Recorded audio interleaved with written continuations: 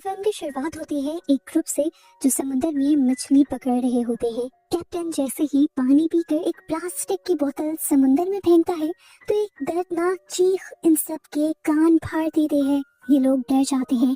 इस वक्त जो उन्होंने मछलियों का जाल समुद्र से निकाला था, अचानक वो भी फट जाता है और एक खौफनाक इंसान से मिलती जुलती क्रिएचर गुस्से में जाल से बाहर निकलती है। कैप्टन उसे देखकर डर जाता है और फौरन उस पर गोली चला देता है, जिसके बाद सीन कट होकर हमें लंदन का सीन दिखाया जाता है। हम मिलते हैं ब्रैकली से जो इस टाइम सो रहा है। अचानक से उसके फोन पर बेल होती है और वो घबराहट में उठ खड़ा होता है। उसे एक इमरजेंसी मिशन पर जाने के लिए मैसेज आया था। पता चलता है कि वो यूएन की इंटेलिजेंस टास्क फोर्स के लिए काम करता है।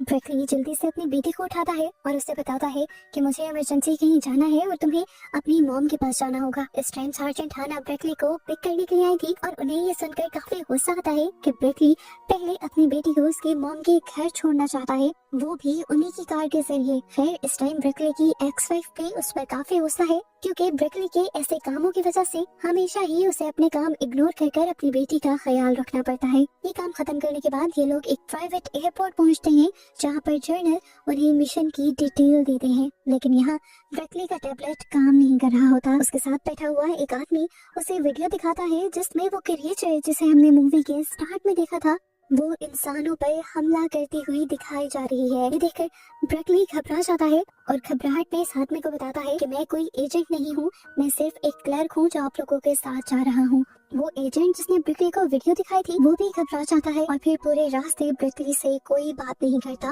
और ये लोग अब हेलीकॉप्टर के जरिए एक अनजान सुनसान आइलैंड पर पहुंच जाते हैं। एक खास बिल्डिंग के अंदर जाने से पहले इन सब को डिकॉन्टेमिनेट किया जाता है, यानी इन सब के ऊपर से एक खास मशीन के जरिए सारे जरासीम मारे जाते हैं, जिसके बाद कर्नल आकर इन सब से मिलते हैं और इन्हें दिखाते हैं दीवार पर लटकी हुई वही क्रिएचर जिसे हम मूवी में बार बार देखते आ रहे हैं। सभी इस क्रिएचर को देखकर बहुत ज्यादा हैरान थे और कुछ को तो यही लग रहा था कि एक इंसान कॉस्ट्यूम पहन के खड़ा है, लेकिन कर्नल बताते हैं कि ये क्रिएचर असली है और ये पानी से निकली है। साइंटिस्ट ने इस क्रिएचर को होमोस्पेंडल का नाम दिया है। इंसानों जैसे ये क्रिएचर्स असल में पानी के अंदर रहती हैं और माना जाता है कि इंसानों के दुनिया में आने से पहले यही इस दुनिया में रहा करती थी। साइंटिस्ट इस टाइम इस क्रिएचर के ऊपर रिसर्च कर रहे थे और इन्हें इस क्रिएचर के गले में एक पर्ल मिलता है, जिसका मतलब इन्हें अभी तक के लिए समझ नहीं आया था। एक ऑफिसर अब वो पर्ल उस होमोस्पेंडल की गर्दन में वापस डाल देता है, जिसके बाद ये सब लोग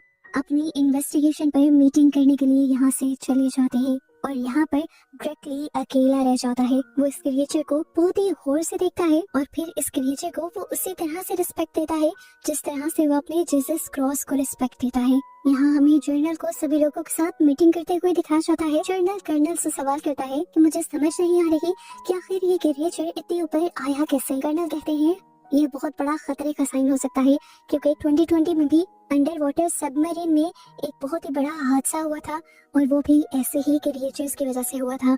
ये लोग अब इन होमोस्पेंडल क्रिएचर्स से बात करना चाहते थे, जिसके लिए ये एक खास मशीन का इस्तेमाल करते हैं। इस मशीन के जरिए वो दूसरे क्रिएचर्स को सिग्नल भेज देते हैं और फिर उनके जवाब का इंतजार करते हैं। ब्रैकली ने जब इस मशीन से सिग्नल को भेजा था तो सिग्नल की फ्रीक्वेंसी इतनी हाई थी, वो सिग्नल इतना तेज था कि ब्रैकली खुद भी कांप उठा था। काफी देर इंतजार करने के बाद भी जवाब नहीं आता और ये लोग अपने कैंप्स में सोने के लिए आ जाते हैं।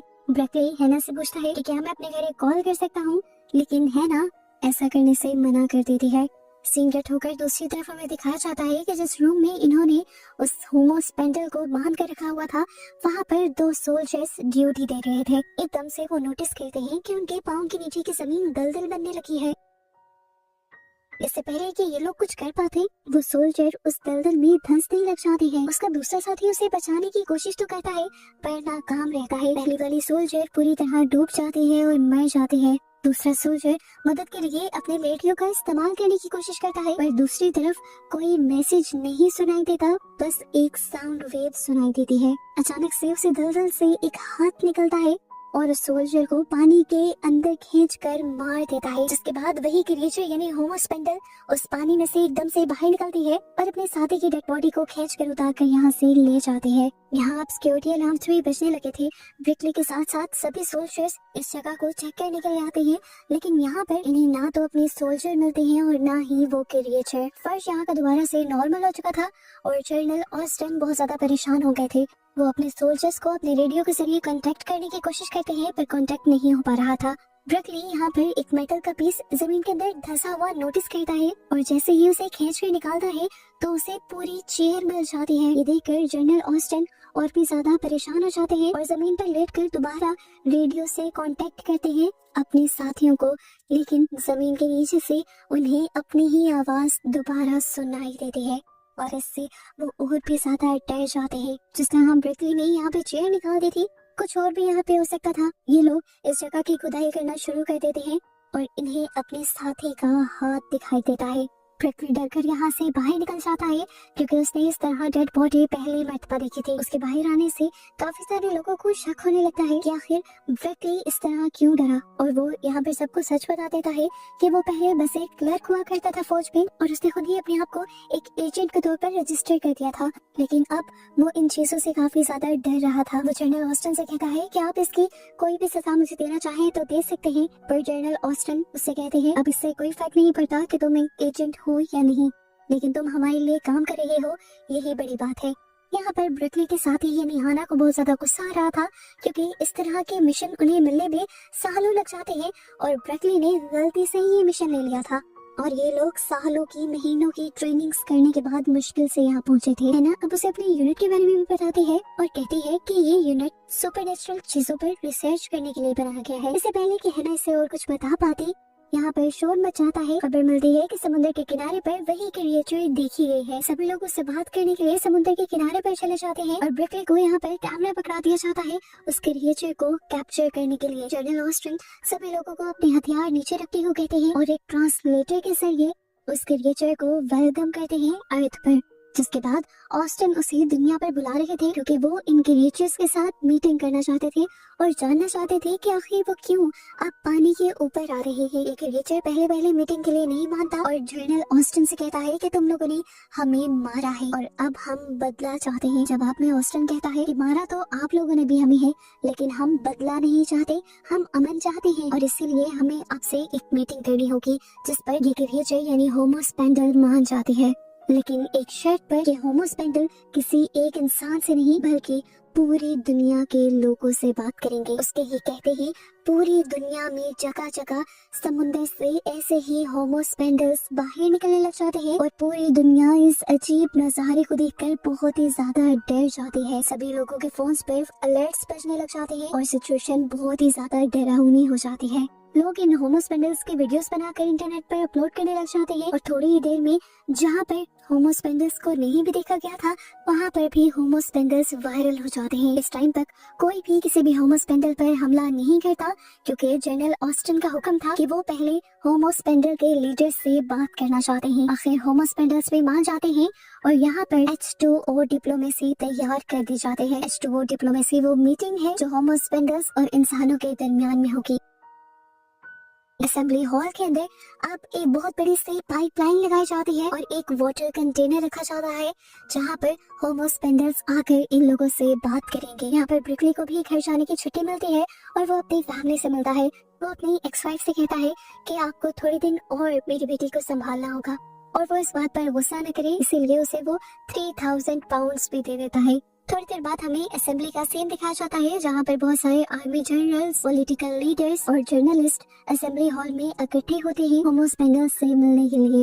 लेकिन आज के दिन जर्नलिस्ट का यहाँ पर कुछ भी रिकॉर्ड करना मना था। चारों तरफ से मिलिट्री ने इस जगह को घेरा हुआ था और जैसे ही मिलिट्री देखती है कि जर्नलिस्ट का एक ड्रोन इस बिल्डिंग की विंडो के करीब जा रहा है तो वो उसे शूट कर गिरा देते हैं क्योंकि ये मीटिंग पूरी तरह सीक्रेट है। हम देखते हैं कि ब्रिकली भी इस मीटिंग के लिए आया हुआ था और तभी यहाँ पर वो एजेंट भी आ जाता है जिसकी जगह लेकर ब्रिकली यहाँ आया था वो यहाँ पर तमाशा करने लग जाता है और सिक्योरिटी गार्ड्स उसे पागल समझकर यहाँ से निकाल देते हैं। और ये देखकर हाना और ब्रिकली यहाँ पर बहुत एंजॉय करते हैं। गलती से इसे ही ब्रिकली को ये मीटिंग अटेंड करने का मौका तो मिला था और इस तरह इस मीटिंग में एक आम सिविलियन भी शामिल हो गया था। बाहर से दिखाया जाता है जो पानी का टैंक बनाया गया था उसके अंदर पानी आना बंद हो गया है क्योंकि बाहर से एक पाइप लीक हो गया था। इंजीनियर्स फौरन काम करना शुरू करते हैं और पाइप को रिपेयर करके असेंबली हॉल का ये टैंक फिल कर देते हैं, जिसके बाद इस टैंक के अंदर वही होमोस्पेंडल्स आते हैं। इस टाइम इस होमोस्पेंडल के साथ साथ यहाँ पर इंसानों जैसे ही 2 किस्म की और क्रिएचर भी थी और एक ऐसी फिश भी थी जो बात कर सकती थी। इस टाइम जो सोल्ट नाम की होमोस्पेंडल यहाँ पर आई थी वो एक बहुत ही हैरान कर देने वाली बात ये बताती है कि वो दुनिया में मौजूद सारी लैंग्वेजेस बोल और समझ सकती है, इसीलिए वो इंसानों से बात करने आई है। इंसानों के लीडर यहाँ पर अपनी वेलकम स्पीच देता है और उसकी स्पीच को काटते हुए सॉल्ट यहाँ पर अपने गार्ड से 2 अंडे फेंकवाती है। ये उसके बच्चे थे असल में जो पैदा होने से पहले ही मर गए थे और वो इसका इल्जाम इंसानों पर दे रही थी क्योंकि इंसानों की फैलाई गंदगी और पोल्यूशन की वजह से समंदर इतने खतरनाक हो गए थे कि उनके रिएचर्स का और उनके बच्चों का वहाँ जिंदा रहना और नए बच्चों का पैदा होना मुश्किल ही नहीं नामुमकिन हो गया था। वुमन एम्बेसडर उससे माफी मांग ही रहा होता है कि सॉल्ट दोबारा उसकी बात कर देती है और कहती है कि वो यहाँ पर ब्रिकली से सिर्फ बात करेगी। ये बात सुनकर सभी शॉक हो जाते हैं और हैरानी से ब्रिकली की तरफ देखने लगते हैं। वो कोई एम्बेसडर नहीं था ना एजेंट था, वो एक आम सा सिविलियन था जो झूठा एजेंट बनकर यहाँ बैठा हुआ था। ब्रिकली भी अजीब तरह से उठ जाता है और यहाँ सबको बताने की कोशिश करता है कि मैं तो नॉर्मल सा सिविलियन हूँ, मैं आपसे क्या बात करूंगा। लेकिन यहाँ पर सॉल्ट उससे कहते हैं हम तुमसे इसलिए बात नहीं करना चाहते क्योंकि तुम्हारे पास पावर है, बल्कि हम तुमसे इसलिए बात करना चाहते हैं कि सिर्फ तुम ही हो जिसने हमें इज्जत से ट्रीट किया था। तुमने हमें उस तरह से ट्रीट किया जिस तरह तुम अपने जीसस क्रॉस को ट्रीट करते हो और यही बात हमें अच्छी लगी है, इसीलिए हम किसी से नहीं बल्कि सिर्फ तुमसे बात करना चाहते हैं क्योंकि हमें लगता है कि तुम हमारी बात सुन पाओगे, समझ पाओगे। यहाँ पर वो ब्रिकली का एक्शन एक वीडियो के फॉर्म में बाकी सभी इंसानों को भी दिखाती है और आखिर ब्रिकली भी अब उससे बात करने के लिए मान जाता है। फिलहाल के लिए ये मीटिंग यहाँ से खत्म हो जाती है और ब्रिकली को पकड़ लिया जाता है यूनिट की कमांडर की तरफ से और वो अब अलैदगी में ब्रिकली से आकर पूछती हैं आखिर कौन हो तुम, अपनी सच्चाई बताओ, क्यों एक झूठा एजेंट बनकर तुम यहाँ पर आए, तुम्हारा फैमिली बैकग्राउंड क्या है, क्या तुम होमोस्पेंडल्स के साथ मिले हुए हो। ब्रिकली उन्हें यकीन दिलवाने की कोशिश करता है कि वो कोई भी नहीं है, एक आम सा इंसान है, लेकिन कमांडर को उस पर यकीन नहीं आ रहा था और कमांडर अब उसके बारे में इन्वेस्टिगेशन करवाना शुरू कर देते हैं और साथ ही उसकी फैमिली को भी पकड़ लेते हैं। दुनिया के बड़े बड़े एम्बेसडर्स, पॉलिटिकल लीडर और यहाँ तक के पीएम भी नाराज है कि एक आम इंसान इतनी खास मीटिंग कैसे अटेंड कर सकता है और वो कैसे इंसानों के लिए इतने बड़े बड़े फैसले ले सकता है। इधर इंटरनेट पर भी ब्रिकली के बारे में ऐसी खबरें मशहूर हो जाती हैं कि जैसे वो फिश स्पाई है, होमोस्पेंडल्स का स्पाई है और वो इंसानों के रूप में असल में कोई और ही क्रिएचर है। यहाँ तक कि दुनिया में तो ये भी रूमर्स फैल जाते हैं कि इस पूरी दुनिया की पॉलिटिक्स को भी कोई दूसरी ही क्रिएचर चला रही है। इधर हमें दोबारा असेंबली दिखाई जाती है जहाँ पर पीएम कमांडर गेट से कहते हैं कि तुम सॉल्ट से जाकर कह दो कि हम उसके फैसले से खुश नहीं है, ब्रिकली से उसकी मीटिंग नहीं करवाई जाएगी बल्कि हम अपना एम्बेसडर खुद चुनेंगे। ये लोग इस टाइम सॉल्ट से एक प्राइवेट मीटिंग करते हैं जिसमें ब्रिकली, कमांडर केट, उसके साथ जनरल और प्राइम मिनिस्टर थे। ये लोग सॉल्ट को समझाने की कोशिश करते हैं कि अगर आपकी मीटिंग ब्रिकली से करवाई गई तो इंसानों का उनके लीडर से भरोसा हट जाएगा।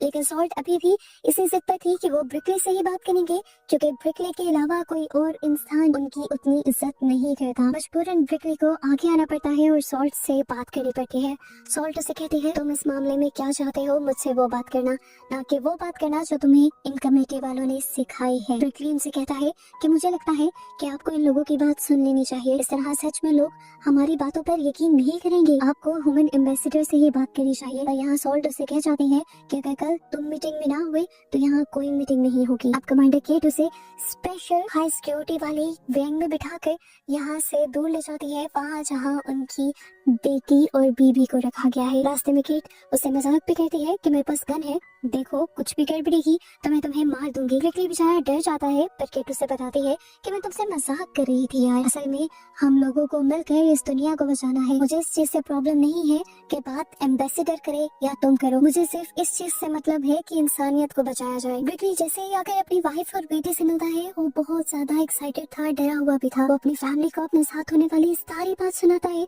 कि किस तरह वो एक एजेंट बनकर गया, उसे फिर होमोस्पेंडल मिला, उसने होमोस्पेंडल की रिस्पेक्ट की, होमोस्पेंडल ने उसे बात करने को कहा और इस सब कुछ। उसकी ये बातें इतनी ज्यादा एक्साइटिंग थी कि उसकी बेटी तो बहुत मजे से सुन रही थी, पर उसकी वाइफ को उसकी बातों पर यकीन नहीं आ रहा था। उसकी वाइफ कहती है अगर ये बातें सच भी है तो मेरी मानो तो इस पंगे में मत ही पड़ो। पर उसकी बेटी कहती है अरे नहीं, आपको ये गोल्डन चांस मिला है अपने आप को प्रूव करने का और एकदम से मशहूर होने का, ये मौका कभी हाथ से मत जाने दीजिएगा। ब्रिकली खुद भी अब अपनी बेटी की बातें सुनने के बाद इस चीज के लिए एक्साइटेड था। इतना में दिखाया जाता है कि कमांडर केट और उनकी सारी साइंटिफिक टीम सॉल्ट की पुरानी बातें सुन रही थी और उसके हर एंगल से उसे ऑब्जर्व कर रही थी। ये लोग अपने से ज्यादा ज़हीन और होशियार क्रिएचर को देखकर काफी ज्यादा हैरत में थे। यहाँ पर जो अंडे सॉल्ट गिरा के गई थी, साइंटिस्ट उसके ऊपर रिसर्च भी करने लग जाते हैं और उन्हीं का एक सैंपल यहाँ पर एक साइंटिस्ट चुरा कर किसी आदमी को बेच देता है, सिर्फ अपनी सिटीजनशिप हासिल करने के लिए। अब वो आदमी जिसने ये सैंपल लिया था,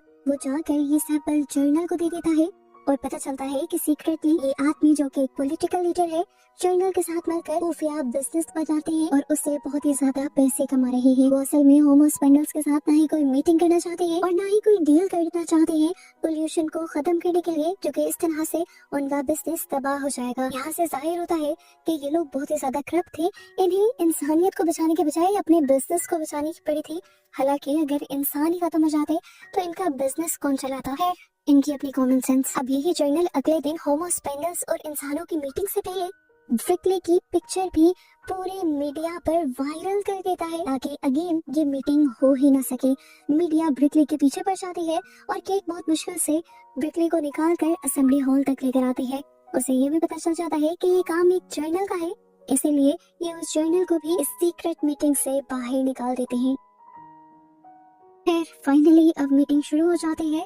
सॉल्ट भी वापस आ गई थी और उसके आते ही ब्रिकली अपनी मीटिंग शुरू कर देता है और वो स्पीच पढ़ने लगता है जो केट ने उसे दी थी। सबसे पहले वो कहता है कि सॉल्ट, मैं आपसे माफी मांगना चाहता हूँ, मुझे दुख है कि आपकी एक्स सरवाइव नहीं कर पाए और आपके बच्चे इस दुनिया में नहीं आ पाए। उसकी बात करते हुए सॉल्ट उसे पूछती है क्या तुम्हारा कोई बच्चा है? ब्रिकली हाँ में जवाब देता है। इसके बाद सॉल्ट कहती है मुझे रिवर से एक गिलास पानी चाहिए और उसके बाद ही अब कोई बात होगी। उसकी ये भी बात मान ली जाती है और रिवर से जब पानी आता है तो देखने को मिलता है कि वो पानी इंतहाई गंदा था, बिल्कुल ब्राउन कलर का हो चुका था वो। सॉल्ट ब्रिकली से कहती है इस पानी को पियो, जबकि हेडफोन के जरिए केट उससे कहती है ये पानी मत पीना, बस वो स्क्रिप्ट पढ़ते रहो जो मैंने तुम्हें दी है। उस कहने पर यहाँ स्क्रीन पर जो लफ्ज चलने लगते हैं, ब्रिकली दोबारा वही लफ्ज बोलने लग जाता है, लेकिन सॉल्ट दोबारा उसे रोक देती है और कहती है मैंने तुम्हें कहा है वो चीजें मत पढ़ो जो तुम्हारी गवर्नमेंट ने तुम्हें लिख कर दी है, तुम वो बोलो जो तुम्हारे दिल में है। यहाँ पर दोबारा केट उसी स्क्रिप्ट को ही पढ़ते रहने को कहती है, लेकिन गुस्से में अब ब्रिकली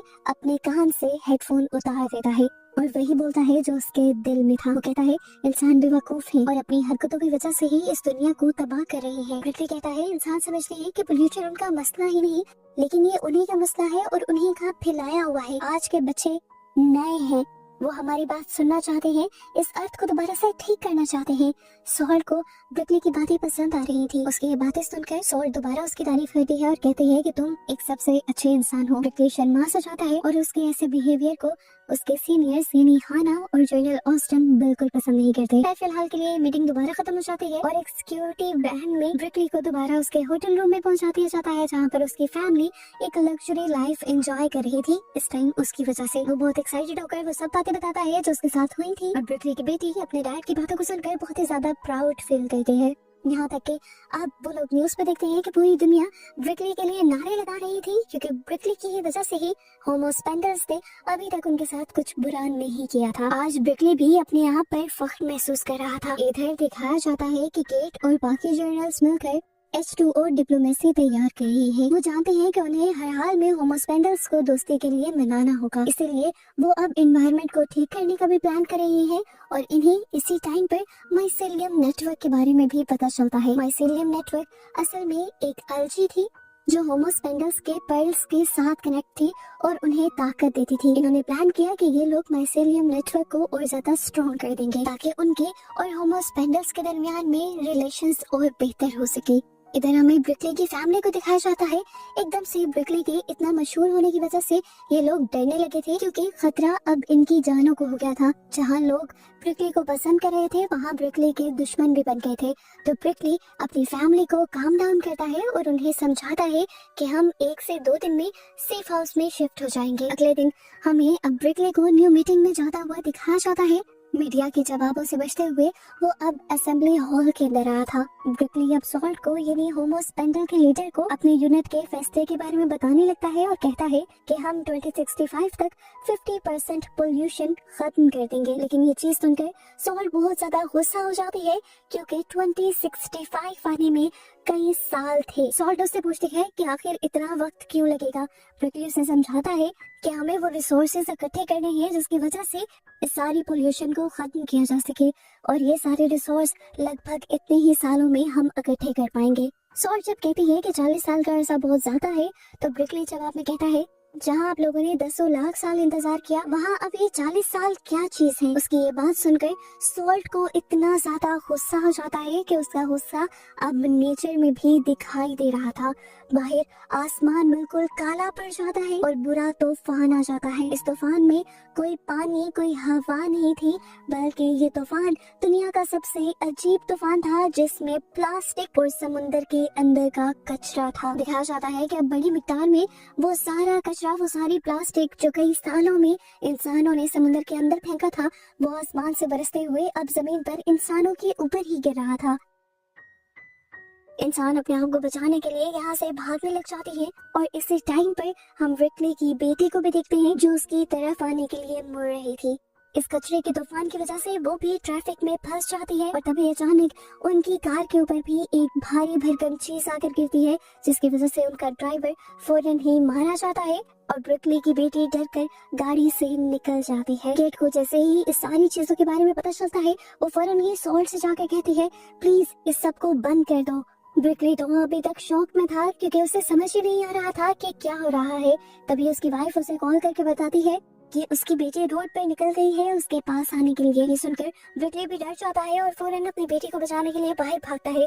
रोड पर वो उसे कहीं नजर नहीं आ रही थी लेकिन जब थोड़ा ही आगे गया तो उसने देख लिया कि उसकी बेटी के ऊपर एक बहुत बड़ा एंकर गिरने वाला था और वक्त पर आकर उसने अपनी बेटी को खींचकर इस एंकर के गिरने वाली मौत से बचा लिया। इसी टाइम पर हम देखते हैं कि ब्रिकली की वाइफ भी आ जाती है और ये सब लोग अपने आप को बचाने के लिए असेंबली हॉल के अंदर चले जाते हैं। इंटरनेट पर न्यूज चैनल्स पर हर जगह ये प्लास्टिक का तूफान वायरल हो जाता है और लोग यही बातें करने लग जाते हैं कि होमो स्पेंडल्स की तरफ से जंग का ऐलान है और हमें भी अब जंग के लिए तैयार हो जाना चाहिए। हमें शहरों का सीन दिखाया जाता है। शहर आते आते कचरे से भर गए थे यहाँ तक कि समुद्र के अंदर डूबा हुआ टाइटैनिक भी यहीं आकर गिर गया था। सब लोग पैनिक हो जाते हैं और यहाँ असेंबली हॉल में दोबारा सॉल्ट के साथ मीटिंग स्टार्ट होती है। ब्रिकली उसे समझाता है कि हमें वॉर नहीं चाहिए, हम जंग नहीं करना चाहते। तो सॉल्ट उसे कहती है तुम्हें याद नहीं है जंग तो काफी अरसे से चल रही है और इस जंग को इंसानों ने ही शुरू किया है। इसे कचरे के जरिए इंसान ही हम पर हमला करते हुए आ रहे हैं। हमने तो अभी पहला ही अटैक किया है। सॉल्ट को कन्विंस करने के लिए यहाँ पर अभी भी केट स्पीच लिख लिख कर ब्रिकली को वही स्पीच बोलने को कह रही थी लेकिन अब ब्रिकली जानता था कि उसे ये स्पीच नहीं पढ़नी। वो समझ गया था कि सॉल्ट को पॉलिटिकल चीजें नहीं समझ आ रही इसीलिए वो अपने कान में से हेडफोन निकाल देता है। अब पूरी ह्यूमैनिटी की किस्मत एक आम से शहरी के हाथ में थी। ब्रिकली उससे बात करता है और उसे समझाने की कोशिश करता है देखो सॉल्ट मैं समझता हूँ कि ये इंसानों ने ही जंग की थी, इंसानों ने आप लोगों के साथ बहुत बुरा किया लेकिन अब जो आप लोगों ने किया है उससे इंसान बहुत ज्यादा डर चुके हैं और जब इंसान डर जाते हैं तो वो अजीबोगरीब खौफनाक चीजें करते हैं और मैं नहीं चाहता कि इंसान वो सारे काम करें। वो इस टाइम डिमांड करता है कि आप हमारे साथ दोस्ती का एक एग्रीमेंट कर लें और हम भी आपको कोई नुकसान नहीं पहुंचाएंगे। लेकिन सॉल्ट इस बात को मानने के लिए 3 शर्तें सामने रख देती है। इसमें से एक थी कि इंसान अब समुद्रों का किसी भी तरह से इस्तेमाल नहीं करेंगे, ना तो अपना वेस्ट वहाँ डंप करेंगे, ना ही पोल्यूशन फैलाएंगे और ना ही वो ट्रैवलिंग और ट्रांसपोर्ट के लिए समुंदर का इस्तेमाल करेंगे। सॉल्ट कहती है इंसानों को जमीन का इस्तेमाल करना बहुत अच्छे से आता है और जमीन के जरिए भी सारे काम किए जा सकते हैं। हम लोग जब आपके घर आपकी जमीन पर नहीं आएंगे तो आप लोग हमारे घर यानी समुद्रों के रास्ते में भी नहीं आएंगे। जिस तरह आप लोगों के मुल्कों के दरमियान में बॉर्डर बने होते हैं, इसी तरह आप समुद्रों और जमीन के दरमियान में भी वैसे ही बॉर्डर्स होंगे। यहाँ तक कि कोई भी एयर ट्रांसपोर्ट यानी हवा में उड़ने वाली ट्रांसपोर्ट भी समुद्र के ऊपर से नहीं गुजरेगी। ये सुनना था कि यहाँ पर बैठे हुए काफी सारे जर्नल्स भड़क जाते हैं और कहते हैं कि मॉडर्न वर्ल्ड इस तरह काम नहीं करती। मॉडर्न वर्ल्ड को अब खाना तक चाहिए तो उसके लिए भी वो ट्रांसपोर्ट पर डिपेंड करती है, और अगर ट्रांसपोर्ट ही बंद हो जाएगी तो वो क्या करेंगे। सॉल्ट इस टाइम भड़क कर कहती है कि मैं यहाँ किसी की कोई बात सुनने नहीं आई, मैं सिर्फ अपनी शर्तें बता रही हूँ और मैं सिर्फ रिकली से ही बात करूंगी। ये कहते ही वो अपनी तीसरी शर्त पे बताती है कि अगले मीटिंग के लिए अब सॉल्ट या कोई भी होमोस्पेंडल अर्थ पर नहीं आएगा। वो यहाँ पर रोमन ट्रेंच का मार्क दिखाती है और बताती है कि अगली मीटिंग यहीं पर होगी। ये जगह समुंदर की बिल्कुल दरमियान में 25,000 फुट गहरी थी। इस जगह जाना तो सबमरीन के जरिए भी मुमकिन नहीं था। केट ब्रिकली से इस शर्त को मानने से इनकार करने को कहती है, लेकिन ब्रिकली फिर भी इस शर्त पे भी हाँ कह देता है। सॉल्ट कहती है कि ऐसा कर हम जानना चाहते हैं कि क्या तुम वाकई बराबरी पर यकीन रखते भी हो या नहीं। ब्रिकली इस टाइम सॉल्ट की आंखों में आंखें डालकर कहता है, ठीक है, तुम्हारी सारी शर्तें कबूल, अब हम तुम्हारी कही हुई जगह पर मिलेंगे। सॉल्ट भी अब अजीब मुस्कुराहट से ब्रिकली को देखती है और यहाँ से चली जाती है, जिसके बाद ये मीटिंग खत्म हो जाती है। केट और सभी जर्नलिस्ट ब्रिकली के इस फैसले पर खुश नहीं थे, क्योंकि वो जानते थे कि समुद्र की इतनी गहराई के अंदर इंसान का सांस लेना तो पॉसिबल है ही नहीं, और वो जानते थे कि अब इस तरह इंसान अपनी शर्तों से पीछे हट जाएंगे, हार जाएंगे और इस तरह होमोस्पेंडल्स उनकी जिंदगी तबाह कर देंगे। लेकिन अब जो भी था, इन्हें शर्तें तो माननी ही थी। अगले ही दिन से ब्रिकली की सीक्रेट ट्रेनिंग शुरू कर दी जाती है, सबमरीन को चलाने की और सबमरीन में सरवाइव करने की। एक नया प्रेशर सूट भी तैयार किया जाता है ताकि ब्रिकली समुद्र की इतनी गहराई के अंदर जा सके। आखिर पे पूरी टीम को एक सबमरीन में बिठाकर अगली मीटिंग के लिए भेज दिया जाता है, जबकि दूसरी तरफ हम देखते हैं कि केट को एक बड़ी ऑफिशियल मीटिंग में बुलाया जाता है। यहाँ पर जनरल के पास एक नया प्लान था, अपनी दुनिया को बदले बगैर, अपने लाइफस्टाइल को बदले बगैर इस जंग को जीतने का। वो कहते हैं कि वो होमोस्पेंडल्स को एक न्यूक्लियर मशीन के जरिए टॉर्चर कर खत्म कर सकते हैं और इंसानों को वापस आजादी दिलवा सकते हैं। लेकिन यहाँ पर केट इस चीज के लिए तैयार नहीं थी। वो चाहती थी कि इस मसले को प्यार से ही हल किया जा सके। पर कमांडर दोबारा केट को समझाने लगते हैं कि होमोस्पेंडल्स ने ऐसी शर्त रखी इसलिए थी ताकि वो इंसानों से जंग कर सके। मेरी मानो तो जंग की तैयारी कर लेनी चाहिए। पर केट दोबारा उन्हें फोर्स करती है कि ब्रिकली बात करने के लिए क्या है और उसके आने से पहले तक हम कोई फैसला नहीं करेंगे। जहाँ केट ने भी अपना फैसला सुना दिया था, तो जर्नल भी अपना फैसला सुना देते हैं कि हम होमोस्पेंडल्स के कहने पर अपने ट्रांसपोर्ट्स जो ओशन के थ्रू हो रही है वो बंद नहीं करेंगे। और यहाँ केट समझ आती है कि इनके इरादे जंग करने के ही हैं और ये सिर्फ अपने बिजनेस के बारे में सोच रही है। केट यहाँ से चली जाती है और पीछे से जर्नल को उनके साथी कहते हैं कि हमने बायो वेपन्स तैयार कर लिए हैं, क्या उन्हें इस्तेमाल किया जाए। पर जर्नल भी इस टाइम के लिए उन बायो वेपन्स को इस्तेमाल करने के लिए मना कर दे। पर यहाँ जर्नल के साथी जर्नल से कहते हैं कि हमें उस बायो वेपन का इस्तेमाल कर लेना चाहिए, किसी को भी खबर नहीं होगी कि ये काम हमारी मर्जी से हुआ है और इस तरह हमारा काम भी हो जाएगा। सीन कट होकर अब हमें उस सबमरीन को दिखाया जाता है जो काफी गहराई में जा चुकी थी। एकदम से होमोस्पेंडल्स आकर इनकी सबमरीन को खींचते हुए किसी अजीब सी जगह में ले जाते हैं और ये लोग पैनिक कर जाते हैं। लेकिन जब ब्रिकली अपनी विंडो से सॉल्ट को देखता है तो वो अपनी सबमरीन से बाहर निकल आता है। ये लोग इस जगह आकर हैरान परेशान थे। ये जगह समुद्रों की गहराई पर थी, लेकिन यहाँ पर पानी का एक कतरा भी नहीं था। सॉल्ट इनसे आकर कहती है कि तुम लोग पहले इंसान हो जो इस जगह पर आए हो। इस जगह को हमने तुम्हारे ही लिए बनवाया है ताकि तुम यहाँ पर आसानी से सांस ले सको, जिस तरह तुमने हमारे लिए वो वाटर टैंक बनवाया था। वो ब्रिकली से कहती है कि तुम मास्क उतार सकते हो, यहाँ पर तुम्हें फिर भी सांस आएगा। सॉल्ट खुद ब्रिकली का मास्क उतारती है और ब्रिकली नोटिस करता है कि वो बहुत ही ज्यादा आसानी से यहाँ पर सांस ले रहा था और ये देखते हुए बाकी लोग भी अपने मास्क उतार देते हैं। दिखाया जाता है कि होमोस्पेंडल्स जैसी और क्रिएचर्स यहाँ पर इंसानों को देखने के लिए आई थी। अब सॉल्ट ब्रिकली को इस जगह को दिखाने लग जाती है और एकदम से ब्रिकली के करीब आकर उसे टच करती है और उसे बताती है कि मैं हमेशा से चाहती थी कि मैं तुम्हें टच करूं। और इतनी देर में उन्हें कोई बुला कर ले जाता है और ये लोग एक ऐसी जगह पर पहुंचते हैं जहाँ पर बहुत सारे होमो एक्वास इनका वेलकम भी कर रहे थे और इन्हें देखने भी आए थे।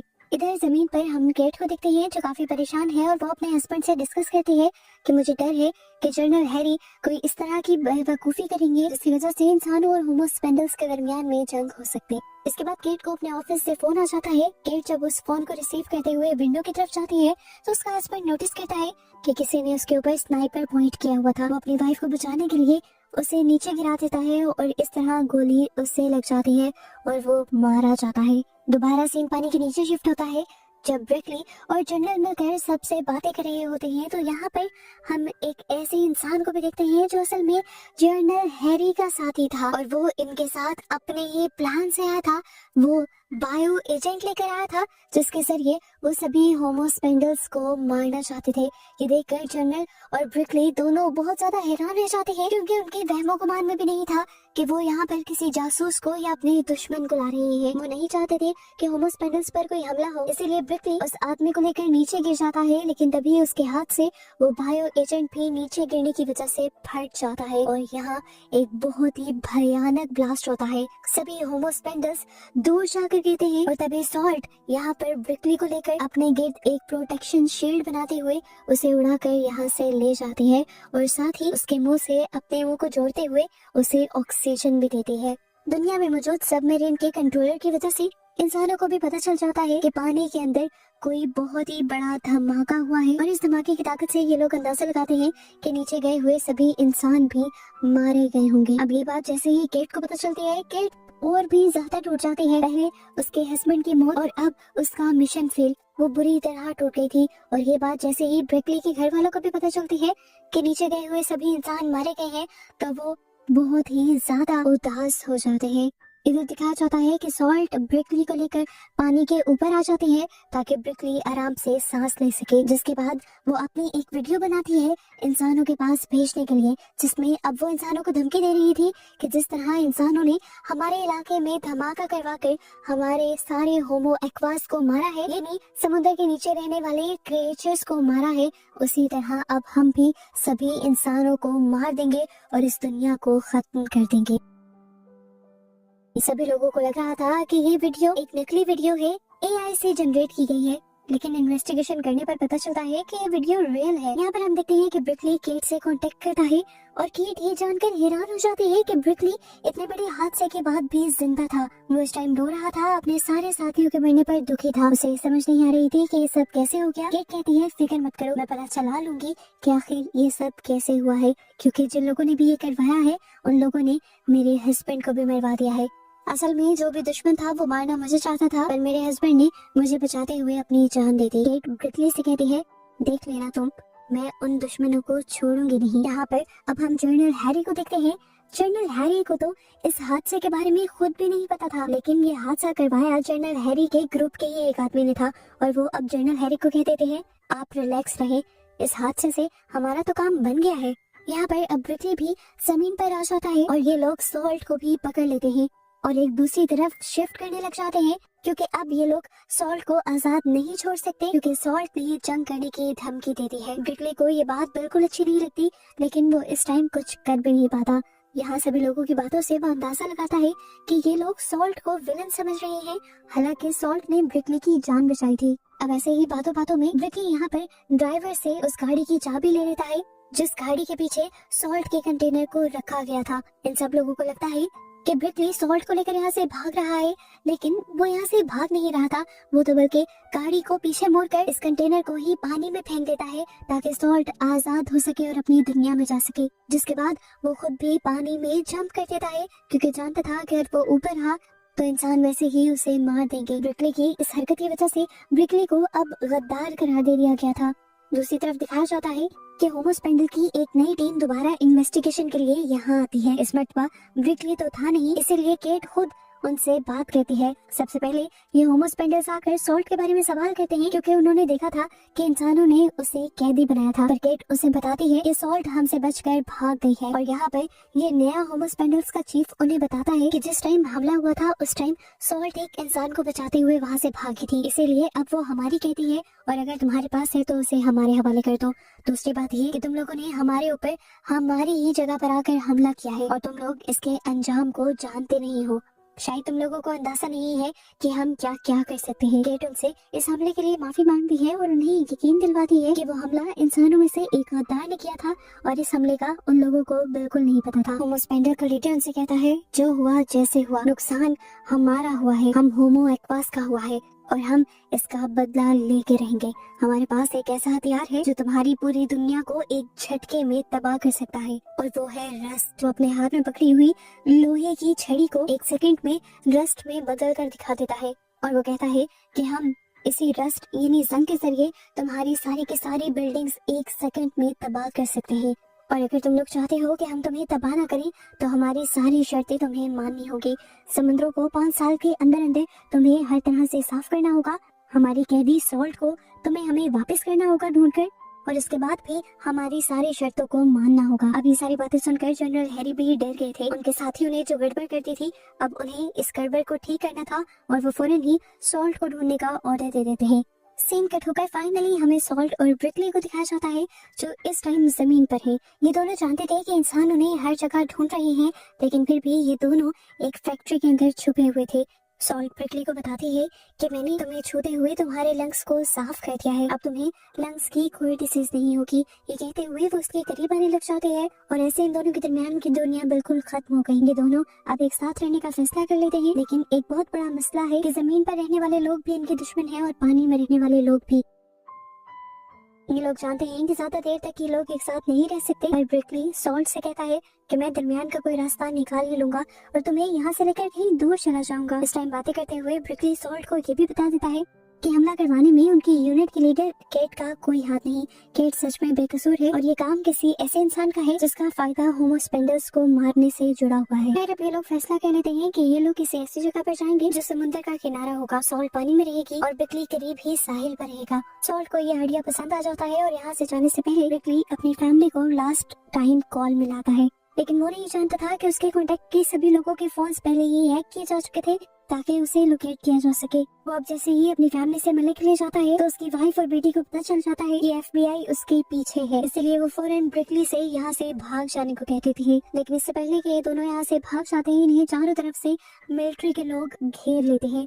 एक तरफ केट की टीम थी तो दूसरी तरफ थे जनरल हैरी के सोल्जर्स। दोनों ही उन्हें पकड़ना चाहते थे, लेकिन तभी यहाँ पर फौरन केट सबको कांटेक्ट करती है और उन्हें कहती है कि केट और ब्रिकली को कुछ ना किया जाए क्योंकि वो दोनों बेकसूर हैं।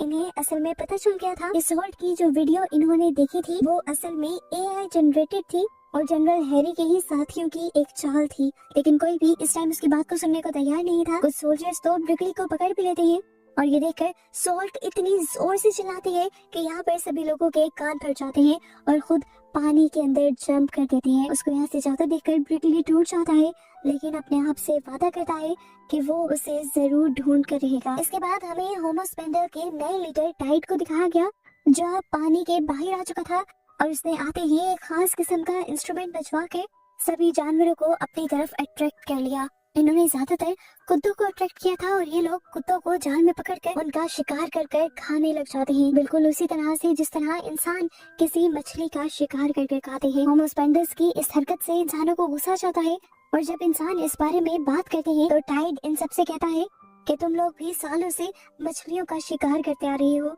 जिस तरह डॉग्स तुम्हारे सबसे अच्छे और वफादार पेट्स हैं, इसी तरह मछलियाँ भी हमारी पेट्स हैं। हमें भी दुख होता है जब तुम उनका शिकार कर कर खाते हो। इधर केट के ऑफिस में केट को पता चलता है कि अंटार्कटिका की बर्फ तेजी से पिघलने लगी है, जिसकी वजह से जमीन पर पानी का लेवल बहुत ही बढ़ता जा रहा है और वो समझ गई थी कि ये सारा काम होमोस्पेंडल्स का ही है। अगर इसी तरह तेजी से बर्फ पिघलती रहती तो वो दिन दूर नहीं था जब पूरी दुनिया ही सैलाब में डूब जाती।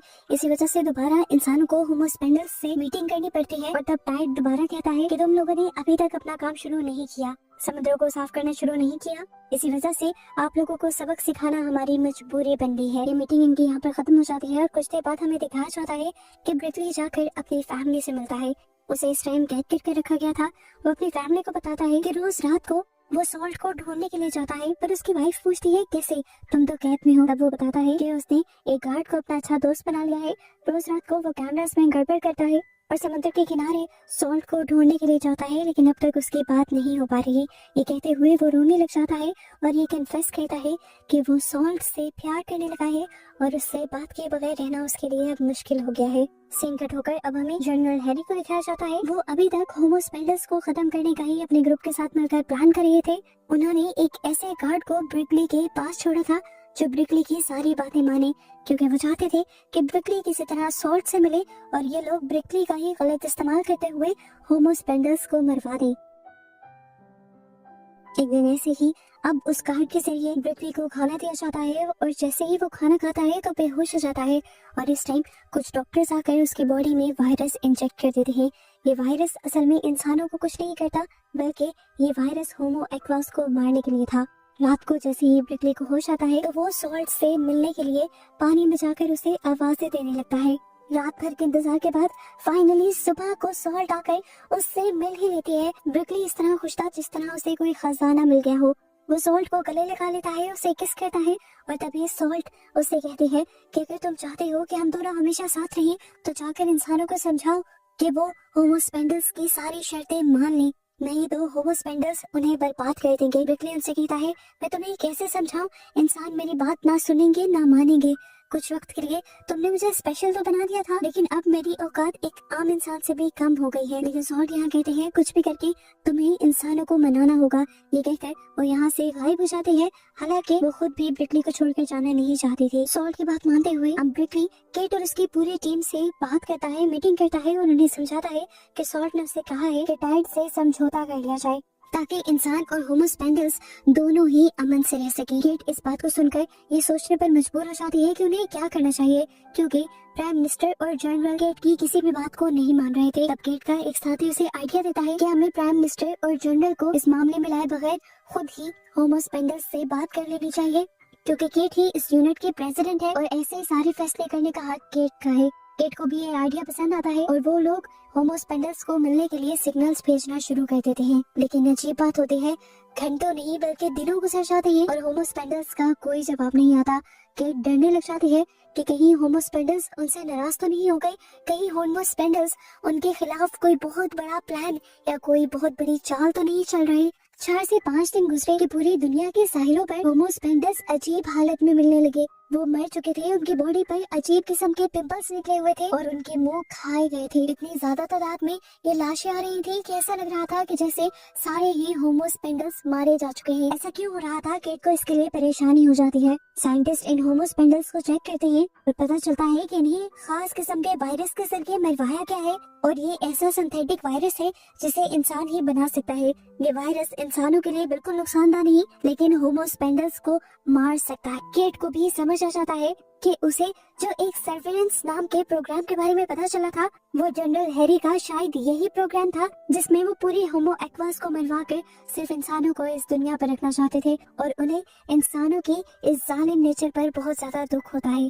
इस टाइम पर जब केट दुखी थी तो केट को बताया जाता है कि होमो स्पेंडल्स उनसे मिलने के लिए आ रही हैं और सिग्नल भेज रहे हैं। पता चलता है कि सॉल्ट मिलने के लिए आ रही थी और सॉल्ट हमेशा ब्रिकली से ही बात करती थी, इसलिए फौरन ब्रिकली को यहाँ से लेकर जाया जाता है। असेंबली हॉल में आते ही ब्रिकली को उस वायरस के बारे में बताया जाता है जिसकी वजह से होमो स्पेंडल्स मर रहे हैं और ये जानकर वो बहुत ज्यादा दुखी हो जाता है। लेकिन केट उसे बताती है कि अब तक हम लोग ये नहीं जान पाए कि ये वायरस किसने बनाया है और किसने फैलाया है। इन दोनों की बातों के दौरान यहाँ पर सॉल्ट आ जाती है और उसे देखकर ब्रिकली बहुत ज्यादा खुश होता है, लेकिन सॉल्ट इस टाइम पूरी तरह उदास थी। वो ब्रिकली को भी एक तरह से इग्नोर कर रही थी और वो सभी इंसानों को बताती है कि मैं आज सभी इंसानों के सामने अपनी हार मानती हूँ। हम लोग हार गए हैं और इंसान जीत गए हैं। उससे हमारे स्पीशीज के तकरीबन लोग मारे जा चुके हैं और बहुत थोड़े लोग ही सरवाइव कर पाए हैं। ब्रिकली जो कुछ भी नहीं जानता था, वो रोते हुए सॉल्ट से पूछने लग जाता है, आखिर मुझे बताओ तो सही कि पानी के नीचे हुआ क्या था। सॉल्ट उसे बताती है कि तुम्हारे थ्रू एक वायरस भेजा गया था जिसकी वजह से बहुत सारे होमोस्पेंडल्स मारे जा चुके हैं। और ब्रिकली भी ये सुनकर टूट जाता है क्योंकि वो समझ गया था कि उसका भी गलत इस्तेमाल किया गया है। सॉल्ट अब दोबारा सब लोगों को कहती है, हम जल्द ही इस बात का पता चला लेंगे कि वो वायरस किसने बनाया है और उस वायरस के बनाने वाले और फैलाने वाले हर इंसान को हम पानी के जरिए ही मार देंगे। उसके बाद कहते ही यहाँ पर जनरल हैरी और उनके सारे साथियों को ऐसे हेलुसिनेशंस होने लगे कि जैसे वो लोग बाथरूम में फंसकर पानी में डूबकर मर रही हैं या फिर कोई उन्हें पानी में डुबाकर मर रहा है।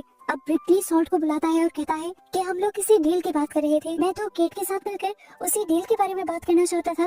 लेकिन यहाँ सॉल्ट उसकी बात काट देती है और कहती है कि अब कोई डील नहीं होने वाली। पहले मुझे लगता था कि इंसान और होमोस्पेंडल्स एक साथ मिलकर रह सकते हैं, लेकिन अब नहीं। अब हम जान गए हैं कि इंसान और होमोस्पेंडल्स बस एक दूसरे के दुश्मन है। ब्रिकली यहाँ पर कहता है, ऐसा नहीं है सॉल्ट, तुम गलत समझ रहे हो। हम अभी भी वो एग्रीमेंट कर सकते हैं। समुद्र का सबसे गहरा इलाका बेशक आप लोग ले लो, वहाँ की हम सफाई भी करवा देंगे, वहाँ पर हम कोई ट्रांसपोर्ट भी नहीं चलाएंगे और जैसा आप लोग कहेंगे वैसा हम करेंगे। लेकिन ब्रिकली की बात सुनकर सॉल्ट अब उसे उन इंसानों की तस्वीर दिखाती है जो होमोस्पेंडल्स को मारकर और उनकी लाशों के साथ खेल रहे थे। सॉल्ट कहती है, असल में ये सब वो इंसान है जो ज्यादातर दुनिया में रहते हैं और वही हमें नुकसान भी पहुंचाते हैं और अब इंसानों से हम डरने लगे हैं।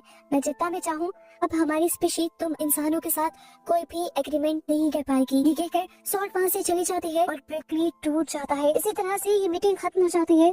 मीटिंग के खत्म होने पर यहाँ पर पानी के टैंक्स एकदम से फटने लग जाते हैं और सभी लोग अफरा तफरी में यहाँ से भाग जाते हैं। इस टाइम जिसका सबसे ज्यादा नुकसान हुआ था वो ब्रिकली था और उसके बाद केट थी जिसने इतनी मेहनत की थी सब कुछ ठीक करने में और होमोस्पेंडल्स और इंसानों की दोस्ती करवाने के लिए। केट इस टाइम उदास थी कि एकदम से उसे एक डॉक्टर की कॉल आई और उसे एक शॉकिंग बात ये बताई गई कि ब्रिकली के पानी से निकलने के बाद बहुत सारे टेस्ट किए गए थे और उनके एक टेस्ट में एक बहुत ही अजीब चीज ये नोटिस की गई है कि उसकी बॉडी के अंदर बहुत सारे चेंजेस आ रहे हैं, जिन चेंजेस की वजह से वो इंसान होकर भी एक होमोस्पेंडल वाली जिंदगी गुजार सकता है, यानी पानी के अंदर जी सकता है। ये बात सुनते ही केट जल्दी से ब्रिकली को लेती है और कार में बैठकर यहाँ से निकल जाती है और रास्ते में उसे खुशखबरी देती है कि वो अब हमेशा के लिए सॉल्ट के साथ रह सकता है पानी में, क्योंकि उसका डीएनए सॉल्ट के साथ रहने की वजह से म्यूटेट हो गया है। एक इंसान और होमोस्पेंडल वाला डीएनए हो गया है। वो जमीन पर भी रह सकता है और पानी में भी। जानकर ब्रिकली बहुत ज्यादा खुश हो जाता है। उसे तो लग रहा था कि जैसे उसे पूरी दुनिया मिल गई। वो लास्ट टाइम अपनी फैमिली से मिलता है और उन्हें हमेशा के लिए गुड बाय कह देता है। उसे दुख तो हो रहा था लेकिन उससे ज्यादा खुशी थी उसे हमेशा के लिए सॉल्ट से मिलने की। इन सारी चीजों के बाद ब्रिकली फाइनली केट के साथ उस जगह पर पहुंच जाता है जहाँ पर सॉल्ट रहा करती थी। वो अपने कपड़े उतारकर पानी के अंदर चला जाता है और वहाँ हम देखते हैं कि उसके गर्दन पर फिन्स आ गए हैं। वो किसी होमोस्पेंडल की तरह ही पानी के अंदर अब सॉल्ट की कंपनी एंजॉय कर रहा था और बहुत खुश था, जबकि बाहर केट भी उन दोनों के मिलने से बहुत खुश थी। जिसके बाद केट यहाँ पर वॉक करने लग जाती है और देखती है कि एक आदमी वॉक करते हुए यहाँ पर कचरा फेंक गया था। वो गुस्से में इस आदमी से कहती है, उठाओ ये रैपर। पर वो आदमी जब उसकी बात नहीं सुनता तो वो बंदूक निकाल कर उसके ऊपर तान देती है और डर कर वो आदमी भी कचरा उठा लेता है। इससे जाहिर हो रहा था कि केट अब वो सारे काम करने वाली थी जिससे पानी में बचे कुछ होमोस्पेंडल्स की जिंदगी आसान बनाई जा सके और सेफ हो सके। और इस तरह उसी को दिखाते हुए ये सीजन यहाँ पर खत्म हो जाता है।